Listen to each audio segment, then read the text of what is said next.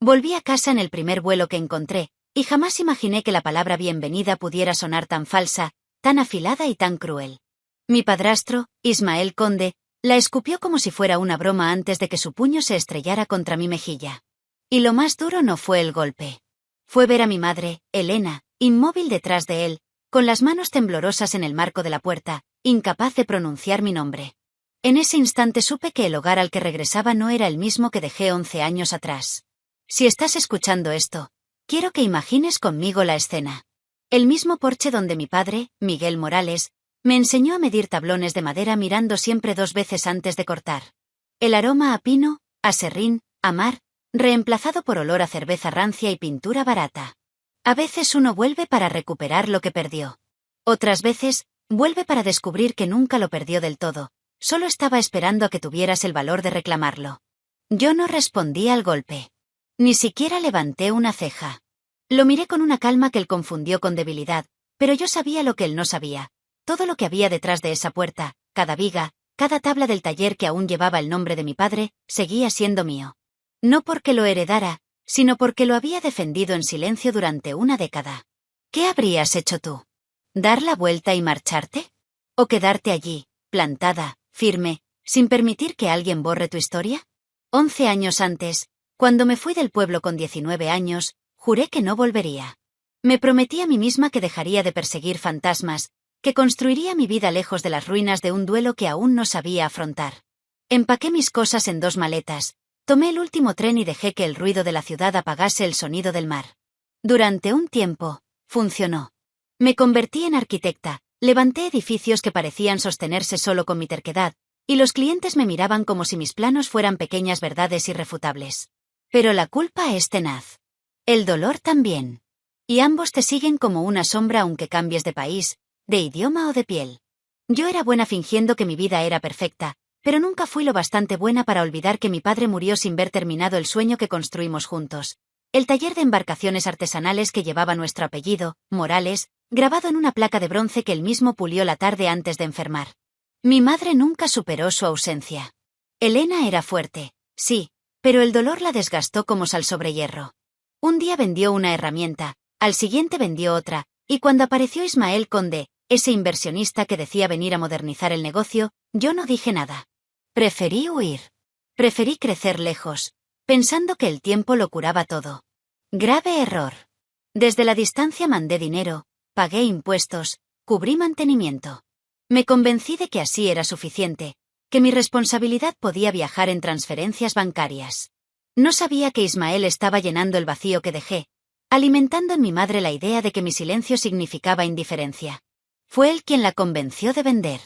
Fue él quien redactó un correo frío, casi quirúrgico, informándome que habían decidido desprenderse del taller. En el mensaje, solo 3 palabras me rompieron el pecho: es hora de avanzar. ¿Avanzar? ¿A cambio de qué? ¿10.000 euros? 10.000. Por 30 años de artesanía, por la memoria de un hombre que dedicó su vida a construir belleza con sus manos. Leí el correo 3 veces. No sentí rabia, solo vacío. No tienes idea de lo que es ver el legado de tu padre reducido a una cifra ridícula escrita por alguien que nunca lo conoció. Pero entonces hice algo que ni yo esperaba. Cerré el ordenador, me miré al espejo y susurré. No. No para ellos. Para mí. Porque un legado no se vende. Se protege. Al amanecer, tomé el primer vuelo hacia mi pueblo. Desde la ventana, las nubes parecían montañas rotas, y debajo de ellas me esperaba una costa fría, áspera, idéntica a como la recordaba.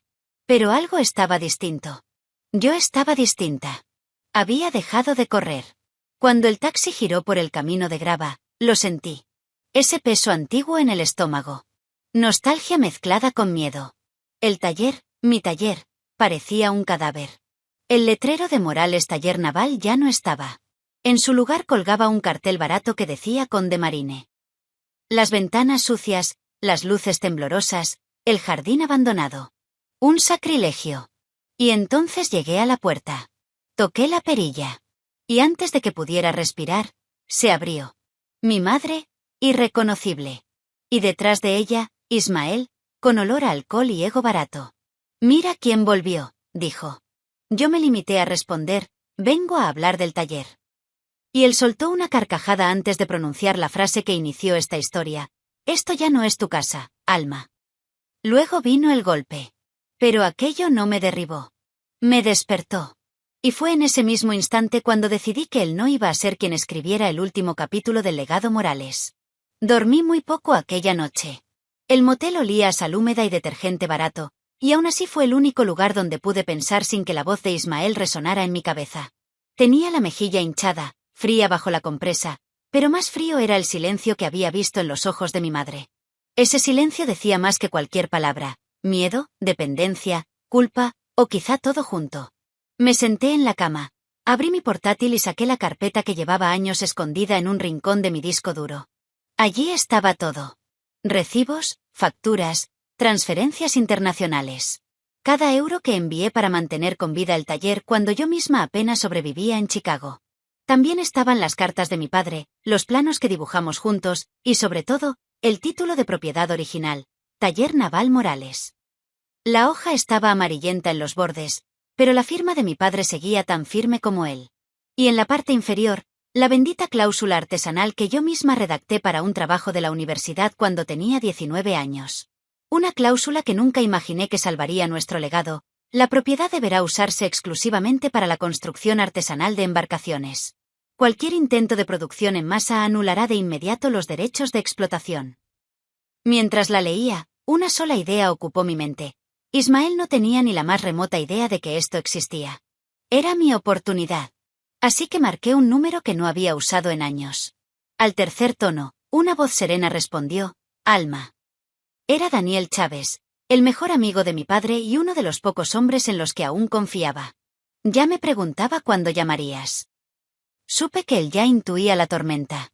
Van a vender el taller, Daniel. Hoy Ismael me golpeó. Dice que ya no es mi casa. Hubo un silencio pesado. Luego, un suspiro lento. ¿Tienes el documento original? Cada página. Entonces empezamos por ahí. Presentaremos una orden judicial al amanecer. Tipos como él nunca leen la letra pequeña. Cuando colgué, sentí algo que no había sentido en años: claridad. Una claridad fría, afilada, necesaria. Abrí mi cuaderno y empecé a escribir todo lo ocurrido. No como un diario, sino como prueba. La falsificación de firma, la venta acelerada, el abuso, la manipulación de mi madre. Cuando terminé, eran casi las 2 de la mañana. La costa estaba desierta, pero yo sabía que Ismael no dormía. Conduje hasta el taller. Las luces estaban encendidas. Lo vi a través de la ventana. Caminaba nervioso con el móvil en la mano, dando órdenes como si fuera dueño de cada rincón. Detrás de él, un remolque cargado de cascos de fibra de vidrio listos para vender bajo el nombre Morales. Mi nombre. Mi sangre. Mi historia. Apreté los dientes y susurré: hazlo. Te reto. A la mañana siguiente, el invierno mordía la piel. Daniel llegó al juzgado con una carpeta tan gruesa que parecía capaz de aplastar el ego de cualquiera. Yo llevaba el cuaderno de mi padre. El juez revisó los documentos con gesto serio y, tras unos minutos eternos, estampó su firma. La orden judicial estaba aprobada. El sheriff del condado nos escoltaría hasta la propiedad para detener cualquier movimiento o venta. Ismael aún no lo sabía. Pero estaba a punto de descubrirlo. Cuando llegamos al taller, el cielo gris parecía presagiar algo raro, como si incluso el mar estuviera conteniendo la respiración. El patio estaba hecho un desastre: restos de madera tirada, latas de cerveza aplastadas, el viejo letrero de Taller Morales tirado boca abajo sobre la tierra húmeda. El estruendo de máquinas rugía desde dentro. Entré primero. El olor a resina sintética y aceite industrial me golpeó como un puñetazo emocional. Nada de cedro, nada de barniz, nada de mi padre. Ismael estaba junto al banco principal, cerveza en mano, viendo cómo 2 hombres cargaban piezas en un camión. Cuando me vio, sonrió con ese aire de superioridad que solo tiene alguien que cree haber ganado. Mira, la arquitecta, ¿vienes a despedirte? Vengo a recuperarlo, dije.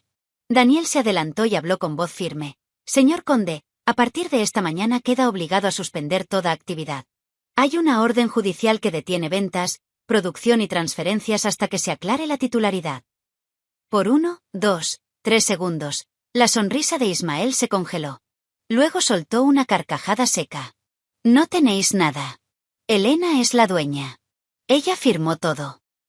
Daniel abrió la carpeta. En realidad, no lo hizo. Usted falsificó su firma en el segundo préstamo. El banco ya lo detectó. También intentó falsificar la de Alma. Eso es fraude. Ismael parpadeó, incrédulo, antes de gruñir, ¿y pensáis probar eso? No pienso, dije yo, sacando una copia del título original de mi bolso. Puedo hacerlo. Coloqué la hoja entre nosotros. Mi padre parecía estar allí, mirándonos desde la tinta. Cada bote que has vendido bajo el nombre Morales viola esta cláusula. Cada venta es ilegal. Y cada euro que has ganado es un delito. Por primera vez, vi miedo en los ojos de Ismael. No te atreverías a llevar esto a juicio. Ya lo hice. Su mandíbula tembló. Su furia creció. Dio un paso hacia mí. El sheriff se movió más rápido. Un paso más, señor conde, y lo arresto ahora mismo. Entonces mi madre apareció en la puerta. Ojerosa. Doblada por dentro. Ismael, por favor. Cállate, gritó él. Y ella, por primera vez, no obedeció. Tú robaste primero, dijo con voz quebrada. Y eso fue el principio del fin para él. El taller quedó en silencio cuando mi madre dijo aquellas palabras. Tú robaste primero. Ismael la miró como si no la reconociera, como si no pudiera creer que la voz que siempre lo disculpaba ahora lo estaba desarmando en público. Vi cómo sus hombros se hundían un instante, pero fue apenas un parpadeo antes de que la rabia regresara. Golpeó una caja del banco de trabajo y los papeles salieron volando como aves asustadas. ¿Creéis que podéis arruinarme?, gritó. Daniel ni siquiera parpadeó. Tú ya lo hiciste solo. El sheriff dio un paso adelante. Su tono fue simple, firme, definitivo. Ismael Conde, queda usted arrestado por fraude, falsificación y malversación de fondos. Coloque la lata en el suelo y de un paso atrás. Por un momento pensé que intentaría atacar. Su mandíbula temblaba, sus ojos ardían, y su respiración era la de un animal acorralado. Pero cuando el sheriff sacó las esposas, su cuerpo se aflojó como si por fin entendiera que había perdido. Te vas a arrepentir de esto, me escupió mientras le sujetaban las muñecas. Lo miré sin un ápice de miedo. Ya lo hice durante 11 años. Lo sacaron del taller atravesando el patio sucio que él mismo había destruido con su ambición. Los cascos de fibra en el remolque seguían allí, brillando como testigos incómodos de todos sus delitos. Aseguraos de confiscarlo, pedí al sheriff. Son pruebas. Él asintió. Ismael me dedicó un último grito desde la patrulla, pero el motor lo tragó todo. Cuando el coche se perdió por el camino, un silencio espeso cayó sobre la propiedad, un silencio tan sincero que dolía en los oídos. Mi madre seguía en el marco de la puerta, más pequeña, más frágil que nunca. No sabía, murmuró. Él dijo que era un buen hombre. Que ayudaría al negocio. Que tu padre estaría orgulloso. La miré largo rato. Su voz, quebrada, sonaba como el viento contra la madera vieja. Papá no construyó este taller para hacer negocio, dije al fin. Lo construyó por integridad. Por amor. Elena dejó escapar un sollozo, se cubrió el rostro y la escuché derrumbarse por dentro. Por primera vez en años, no sentí rabia. Solo compasión. Daniel carraspeó. Alma, la orden ya está activa. Mañana empezamos la auditoría completa. Asentí. Mientras él y el sheriff se marchaban, me quedé sola en el taller. O quizá no sola. Porque mientras avanzaba hacia el centro del espacio, entre tablas rotas y latas vacías, el aire cambió. Bajo el olor desagradable de resina química, aún persistía algo familiar, un rastro sutil de cedro y sal. El olor de mi infancia. Me arrodillé y pasé la mano por el suelo cubierto de polvo. Allí, casi ocultas, estaban las iniciales de mi padre grabadas en la madera. Sentí como un nudo me apretaba la garganta. Lo logramos, papá, susurré. Aquella tarde me prometí algo. Devolvería al taller todo lo que él representaba. Sin ruido. Sin venganza. Solo verdad. Durante las semanas siguientes, trabajé sin descanso. Restauré vigas, lijé tablones, abrí ventanas que no se abrían en años. Quité la pintura gris que había ocultado el roble original. Rescaté herramientas olvidadas. Y mientras lo hacía, cada gesto me acercaba más al hombre que me enseñó a construir barcos y a construir principios. Una tarde, Mientras barría debajo del banco principal, la escoba golpeó una tabla suelta. La levanté y encontré un paquete pequeño envuelto en tela impermeable. Dentro estaban los cinceles de mi padre, su compás y una nota, escrita con su letra firme, para cuando regreses a casa. Me senté en el suelo y lloré. No de tristeza. De regreso. El día que colgué otra vez el letrero original, Taller Naval Morales, desde 1978, el viento sopló del mar como si quisiera celebrarlo conmigo. El taller lucía distinto, renovado, sí, pero también eterno. Era el lugar que mi padre soñó y que yo, por fin, había tenido el valor de reclamar. Ismael fue condenado a 7 años de prisión después de que sus fraudes fueran demostrados. Mi madre, Elena, empezó terapia y se mudó a un pequeño apartamento cerca del muelle. No la juzgué. A veces el corazón se aferra a lo que le duele porque teme quedarse solo. Yo lo entendí tarde, pero lo entendí. Y el taller, bueno, el taller volvió a respirar. A sonar como antes. A vivir como antes. Un hogar no es una casa. Un hogar es aquello que decides proteger incluso cuando todos los demás renuncian. Aquella lucha no fue contra un hombre. Fue contra el olvido.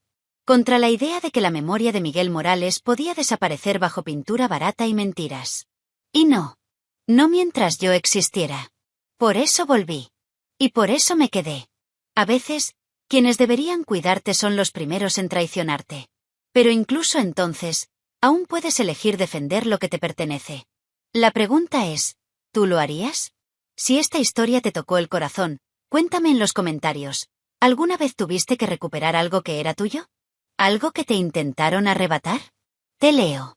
Y si quieres más historias de superación, secretos familiares y justicia silenciosa, dale like, comparte este vídeo y suscríbete al canal. Nos vemos en la próxima historia.